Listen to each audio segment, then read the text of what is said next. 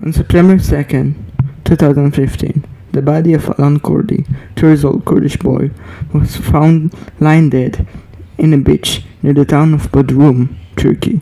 Alan Kurdi came from a Kurdish Syrian background, and his family went to flee from the devastating situation in Syria into Europe in order to unite with other family members. The story of Alan Kurdi is one of many stories of millions of refugees and immigrants, primarily from places such as Sub-Saharan Africa and the Middle East, who risk their lives to cross the Mediterranean to Europe every year.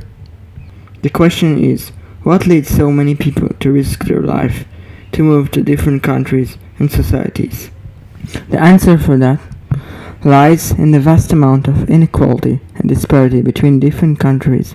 For example, an average person in places such as Europe, North America, Taiwan or Singapore earns on average up to 10-fold as much as an average person in places such as Syria, Iraq, Sudan or Ethiopia.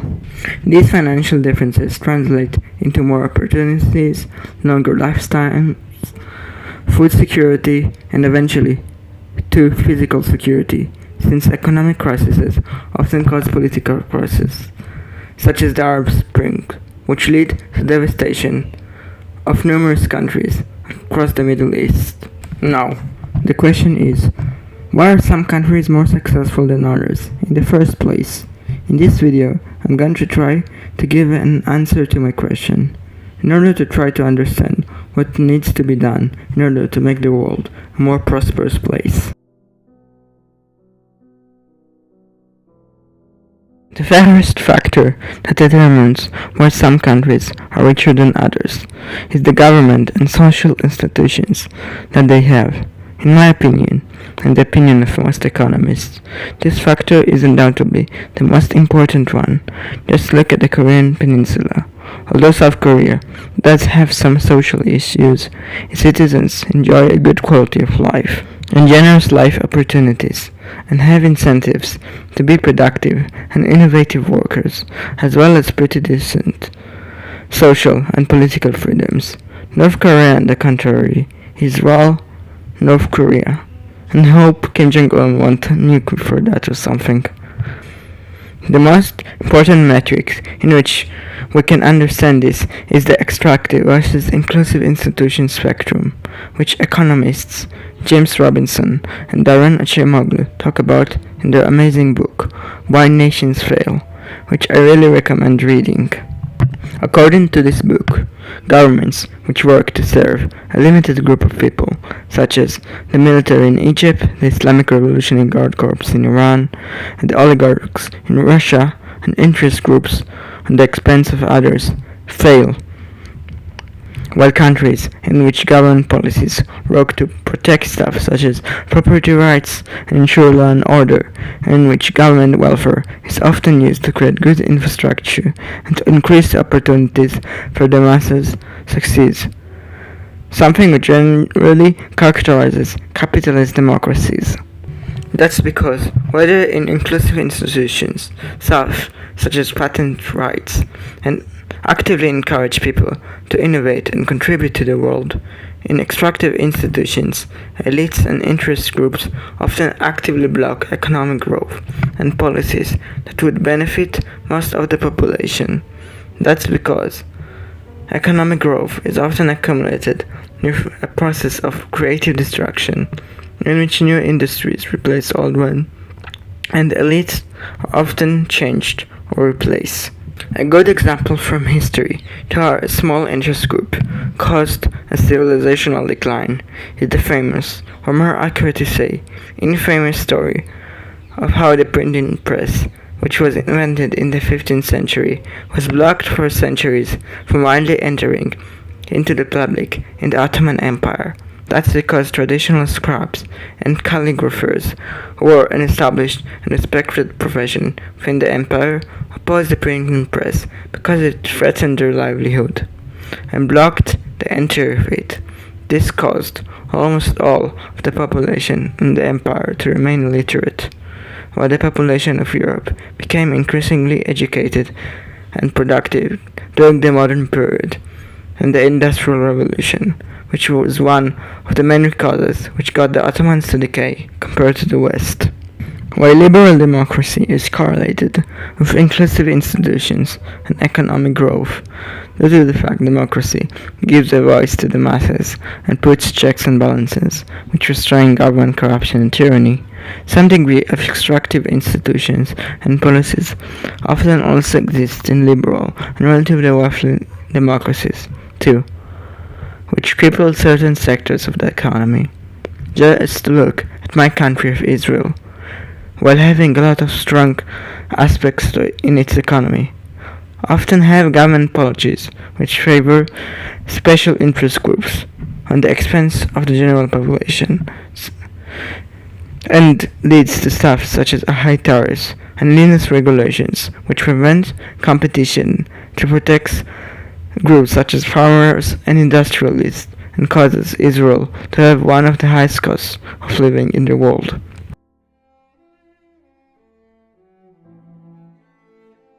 The second reason to why some countries are richer than others has to do with capitalism and free markets. Due to the fact that inclusive institutions tend to lead to free market capitalism. I originally intended to put this cause in the first chapter. However, then I realized that it would make the chapter too long, and this topic requires an explanation and narrative of its own, so I decided to dedicate an entire chapter to it. There is a common claim that socialism is good in theory, but bad in practice, and capitalism is bad or morally corrupt in theory, but works in practice. This claim is bullshit. That's because socialism fails both in theory and in practice, and capitalism works both in theory and in practice. There are numerous reasons for that. Perhaps the most important reason has to do with competition. In capitalism, especially in areas of the economy, flow entry barriers. Many companies with very tight profit margins compete over customers, over who sells a product. And a company that doesn't sell the best product and operates in the most efficient way goes bankrupt. That's why private companies in competitive markets almost always give better services in a more efficient way than what government-controlled monopolies would. Also, the more competition there is, wages are also higher. That's because workers are fundamentally a commodity too and are competed over by companies. Another reason for the superiority of capitalism has to do with price mechanisms. In a capitalist economy, when a product is in shortage, its prices go up through supply and demand. And when there is an abundance of a product, its prices goes down. This mechanism is sort of like a glue of the economy because it gives incentives for people to create more products that are at shortage. This mechanism just doesn't exist in centrally planned economies. And what to produce sort of has to be guessed by government bureaucrats with a very limited amount of information. This is why places such as the Soviet Union often had incredible amount of shortages in products. Capitalism also has other benefits, which aren't just facts and numbers. In capitalism, there is an incredible amount of diversity in the amount of companies or job you can work in and the products you can consume, which is why capitalism inherently leads to more creativity and freedom in terms of how you want to live your life, which is why capitalism is also more moral in every single aspect you can think of.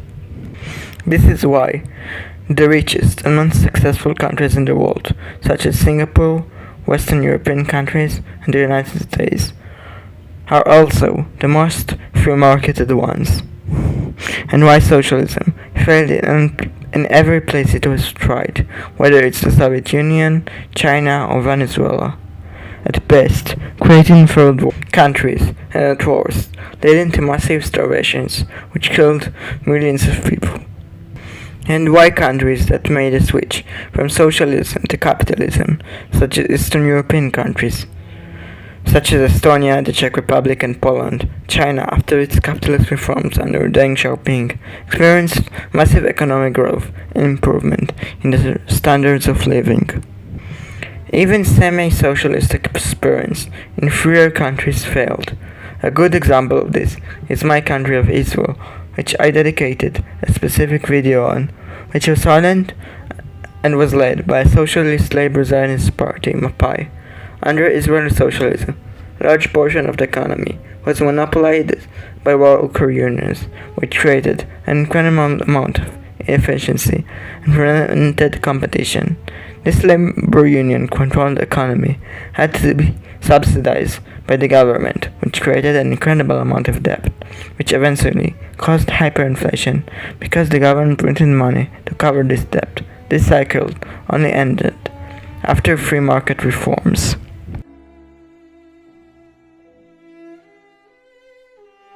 The first factor, which I think can help explain the differences between countries, is the culture and sociology.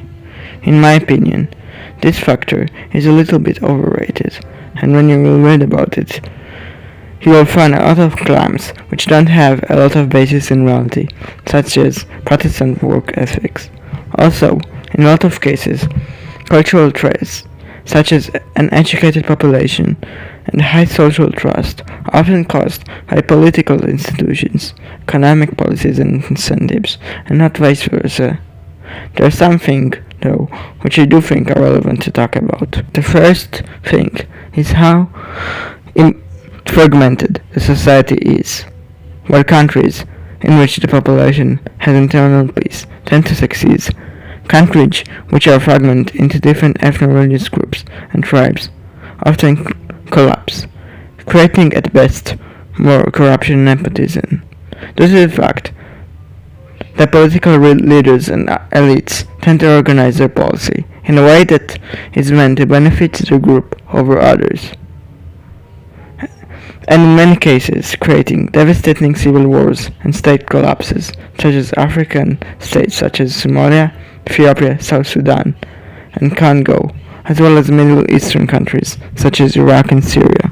Another cultural factor which can have major impact on the success of society is female rights and education. In many cultures, such as India, the Arab and Islamic world, and Sub-Saharan Africa, females are often placed in strict conservative gender roles and don't work and get educated, unlike places such as the Western world and East Asia. As you can guess, due to lower participation in the workforce and low productivity, this causes significant economic damage to these countries, putting them behind other countries. Another factor is that some religious and cultural groups often have particular societal norms which prevent economic growth, such as the caste system in India, in which people from lower castes are often prevented from having good life opportunities. Also, for example, societies such as Haredi Jews in Israel, children often don't get education in subjects such as math and English and technology, and males often don't work at all, and the males at work are constrained into religious services such as kosher keepers or writing Torah scholars, something which harms the Israeli economy. Before doing the research for the video, I originally intended to write about geography, but then I realized that in the world of the 21st century, due to incredible advancements in technology, it's really not that important anymore. And even in the pre-modern world, it wasn't that important. A geographical factor that can still cause differences is natural resources, however. The reason for that is that our entire economy is fundamentally made out of natural resources, such as oil, gas, lithium, and more. So it's natural that places and people that produce it get a lot of money. A good example for this is Gulf economies, such as Saudi Arabia and Qatar, who despite being centralized dictatorships, are still very wealthy, and I'm sure their citizens and PSG fans are enjoying it. However, in order for a country to enjoy natural resources, it still fundamentally needs a degree of competence for the population to enjoy it. A good example for this is the Congo, which despite sitting on trillions of dollars worth of natural resources, is one of the poorest countries in the world. Resources don't necessarily have to come from nature. For example, tourist attractions are a type of resource which can bring immense benefits to the economy. Also, phenomena such as Taiwan monopolizing semiconductor production can also be considered as a type of resource. An educated and skilled workforce population is also a resource. However, we tend to remember that basically all human societies want skilled and well-earning workers, and it's really determined by factors which I talked about earlier in the video, if people have an opportunity to achieve that.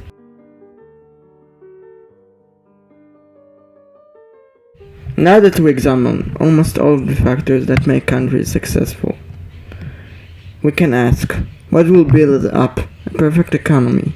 Its political and social system would be liberal and democratic and capitalist, with government intervention on one hand, defending property rights, ensuring law and order, and providing welfare services to infrastructure to give the population more opportunities, but on the other hand, having free market economy, causing minimal barriers and competition and entrepreneurship, which is crucial to making the world a nicer place.